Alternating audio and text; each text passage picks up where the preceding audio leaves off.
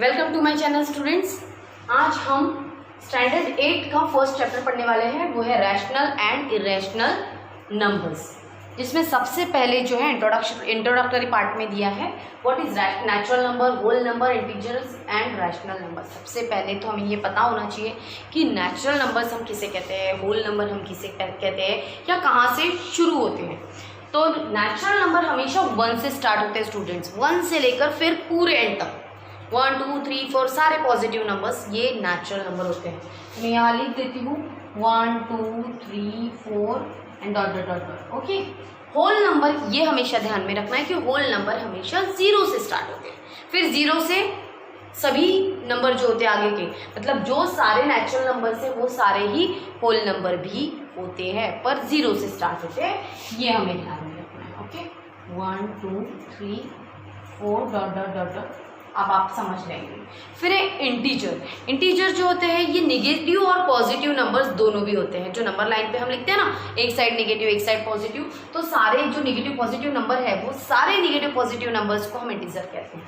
जैसे -4, -3, -2, -1, 0, फिर इधर 1 2 3 4 डॉट डॉट डॉट। ओके, इधर भी डॉट डॉट डॉट। फिर रैशनल नंबर हमेशा अपॉन के फॉर्म में होता है, जैसे m/n इस फॉर्म में लिखा जाता है, m/n। m ये नंबर कोई भी इंटीजर नंबर हो सकता है, इंटीजर हो सकता है इसका मतलब पॉजिटिव भी नंबर हो सकता है, ये निगेटिव भी नंबर हो सकता है। m की जगह पे और n की जगह पे हम कोई भी नंबर ले सकते हैं, लेकिन एक शर्त होती है कि n की जगह पे हम कभी भी 0 नहीं ले सकते। n ये 0 नहीं होता है। अगर n की जगह पे हमने 0 लिख लिया तो इसका मतलब रैशनल नंबर कहलाया नहीं जाएगा। ओके, सो हम इसे लिख सकते हैं 4/3, 2/1, -4/5, ऐसा कोई भी हम नंबर जो है वो हम सभी इन रैशनल नंबर में कंसिडर कर सकते हैं स्टूडेंट्स। तो ये आपको क्लियर हो गया होगा। अब मैं सीधे एक्सरसाइज पे चलूंगी। तो आपको आपकी बुक में मैं ये स्टेट बोर्ड का ले रही हूँ स्टूडेंट्स, तो यहाँ पर पेज नंबर 2 पे आप देख सकते हो प्रॉब्लम सेट जो 1.1 है उसे मैं क्लियर कर रही हूँ।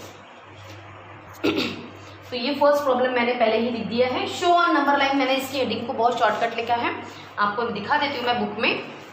ये मैं पढ़ा रही हूँ फर्स्ट प्रॉब्लम। ओके, मैं 2 प्रॉब्लम्स पढ़ाऊंगी, जो बचे हुए 2 हैं वो आपको करने पड़ेंगे। ओके, सो स्टूडेंट्स स्टार्ट करते हैं। 3/2, 5/2 एंड -3/2 ये हमारा प्रॉब्लम है और इसे हमें इस नंबर लाइन पे शो करना है। तो क्या करेंगे, यहाँ पर आप डिनोमिनेटर देख लीजिए, डिनोमिनेटर में आपको दिख रहा है 2।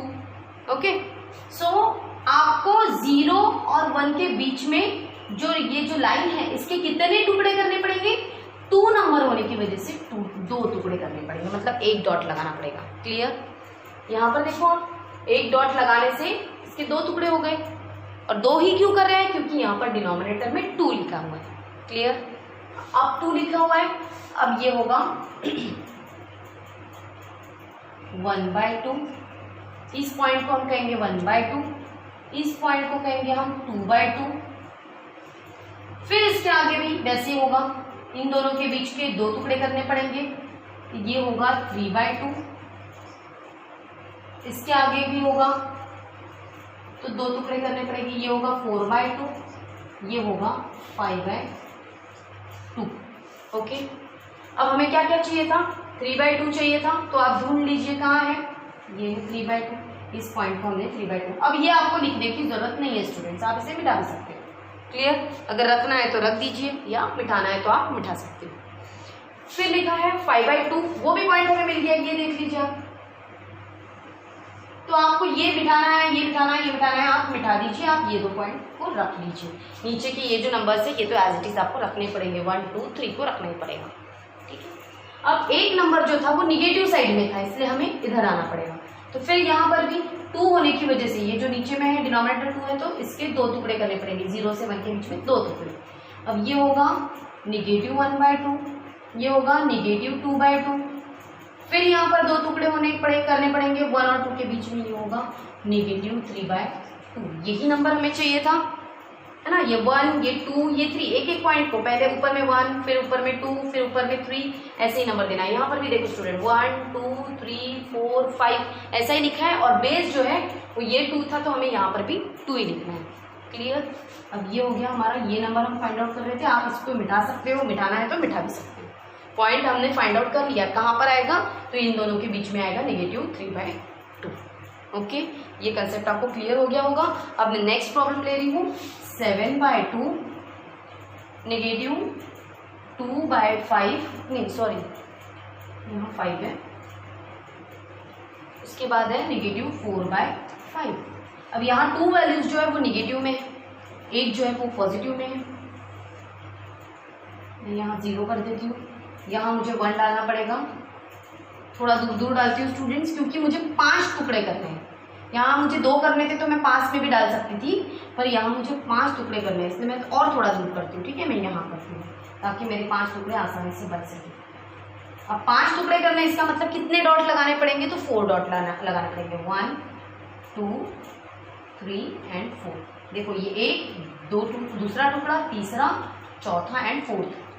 1 2 3 4 5, 5 टुकड़े हो गए। Okay students, now we will write here 1, ये 1 रहेगा यहाँ पर। 1 2 3 4, ये होगा 1।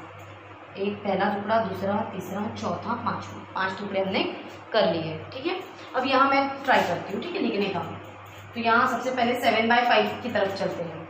ये होगा 1/5, 2/5, 3/5, 4/5, ये होगा 5/5, इसके आगे जो है 6/5, उसके आगे जो है 7/5।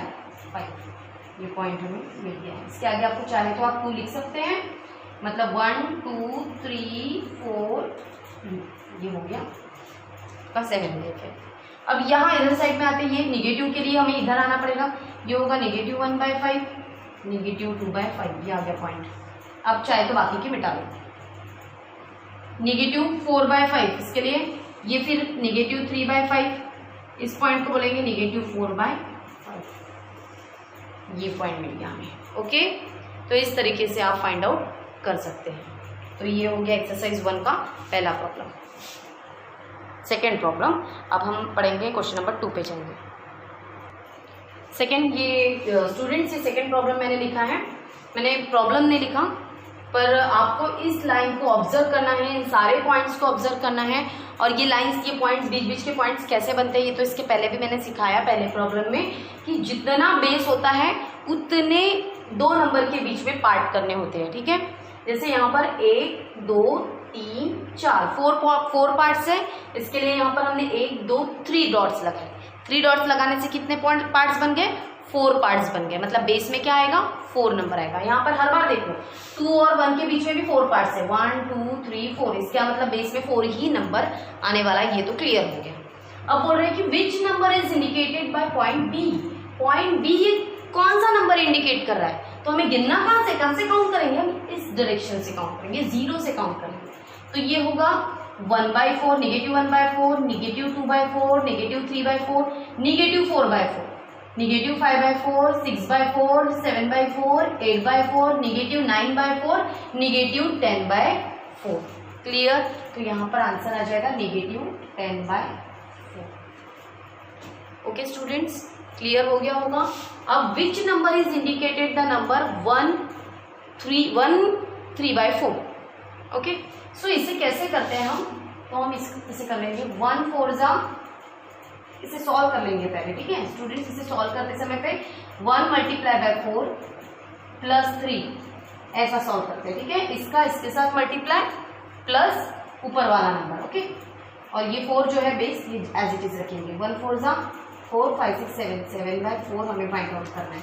7/4 कहाँ आएगा, पॉजिटिव 7/4 है, इसका मतलब 0 से इस डायरेक्शन में जाना पड़ेगा। Okay, 1/4, 2/4, 3/4, 4/4, 5/4, 6/4 and 7/4। ये होगा हमारा 7/4 नंबर। ओके, इसका मतलब क्या है, विच number is indicate the number, which number लिखा है, क्वेश्चन क्या है, विच पॉइंट है, सॉरी स्टूडेंट, यहाँ मैं पॉइंट करती हूँ। Which point is indicated the number 1 is to 3/4। तो 1 3/4, तो विच पॉइंट, तो C point, point C answer है इसका। ओके, अब आगे है the point D denotes the number 5/2। ये जो पॉइंट डी है कह रहे हैं कि वो 5/2 डिनोट कर रहा है। इज ट्रू और फॉल्स, क्या ये ट्रू है? अब मुझे बताओ, ये दिया है वो प्रॉब्लम एक बार ले लेती हूँ, बड़े आसान प्रॉब्लम है ये, very simple it is. -7 and -2, इसे पढ़ाने के पहले ना मैं ये कंसेप्ट क्लियर करती हूँ आपका कि जब कोई भी नंबर इधर साइड में आता है तो वो छोटा होता है और उधर साइड में आता है तो बड़ा होता है। क्लियर? जब कोई भी नंबर इस साइड में आए, लेफ्ट हैंड साइड में आए, मतलब वो छोटा नंबर कहा जाएगा। और दो नंबर में से एक नंबर इधर आएगा, एक नंबर कहीं पर भी आएगा, एक इधर आएगा एक इधर आएगा, तो जो इधर वाला होगा वो छोटा, उधर वाला जो होगा वो बड़ा। ये ध्यान में रखना है। अब हमें ये दो नंबर है, यहाँ पे -6 होना चाहिए, यहाँ 7 होना चाहिए। ओके, -7 कहाँ है? ये है। ओके, -2 कहाँ है? ये। अब आप बताइए, जो इधर साइड में आता है वो नंबर क्या होता है? छोटा होता है, और जो इधर आता है वो बड़ा होता है। तो इधर कौन सा नंबर आया? -7, मतलब ये नंबर क्या होगा? स्मॉलर होगा, और ये नंबर क्या होगा? ग्रेटर होगा। तो लिखते समय पे हम ऐसे लिख सकते हैं, sorry, -7 is smaller than -2। Clear? अब दूसरे केस में चलते हैं, वो वहां पर भी हम कुछ देखेंगे। सबसे पहले तो 0 है और फिर पॉजिटिव नंबर है ना, 8/7। अब 0 इधर है, ये होगा 0, इसे हम छोड़ देते हैं, ये होगा एक नंबर। अब दूसरा नंबर 8/7 है। अब कुछ तो नंबर है और पॉजिटिव नंबर है, मतलब वो उधर आने वाला है। 8/7 है ना, इसके हमें 8 टुकड़े करने पड़ेंगे, फिर 1/7, 2/7, 3/7, 4/5, 6/7, 7/, और यहाँ पर आएगा 8/7। तो ये थोड़ा इधर आएगा, 8/7 यहाँ आने वाला है हमारा। अब बताओ मुझे, इधर आने वाला छोटा और इधर आने वाला बड़ा, तो यहाँ पर बड़ा नंबर कौन सा होगा? ग्रेटर नंबर होगा 8/7।